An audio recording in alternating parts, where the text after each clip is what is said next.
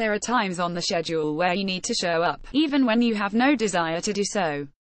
While this may sound like the Cleveland Cavaliers' performance on Wednesday against the Boston Celtics, it's really how I feel about writing this article.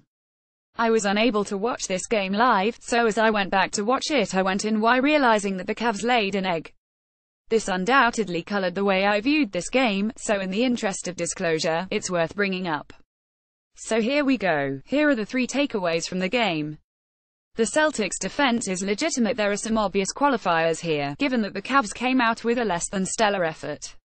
Kevin Love, who was questionable with an illness for Tuesday night's game, was an absolute disaster on the second night of a back-to-back. But even with all that being said, Boston is not going to allow the Cavs to cruise at any point.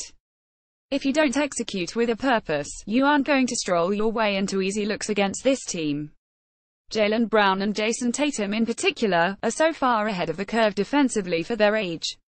It is a testament not only to the scouting and player development of the Celtics, but to the maturity of their 2 blossoming stars that they have brought in and are such valuable contributors to a winning team this soon.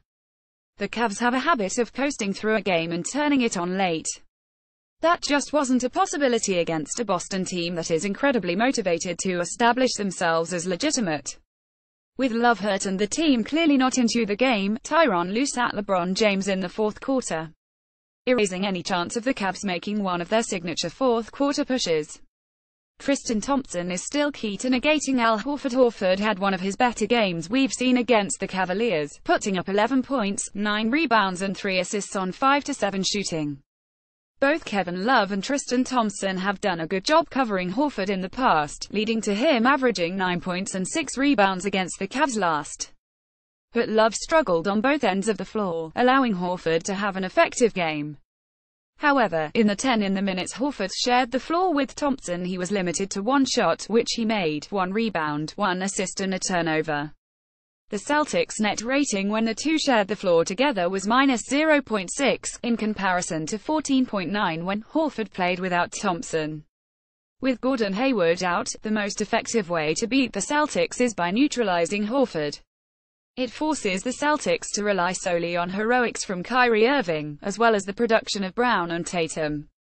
While their young duo has been impressive, them needing to shoulder a load of that magnitude over the course of a playoff series is likely a tall order. Horford is shooting just 25% this with Thompson on the floor, after shooting 37% with him on the floor in both the 2016-17 and 2015-16s.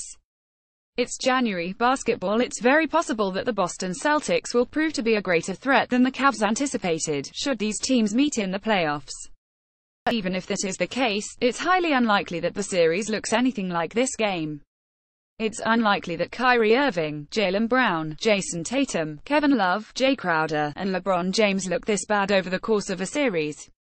Given how he's performed historically, it's probably unlikely Horford looks this good. Isaiah Thomas likely will be playing for the Cavs, changing the way these teams game plan for each other. Given how active both teams typically are, there may even be some trades completed by these teams before then. The fact is, both teams are still figuring out who they are, and reading too much into any one game, one way or the other, is unwise. Just like if the Cavs came away with a win on Christmas Day, it wouldn't change how things projected for another finals matchup between these two teams. The Boston Celtics were the better team on January 3, 2018. They deserve credit for that, regardless of the context of the evening.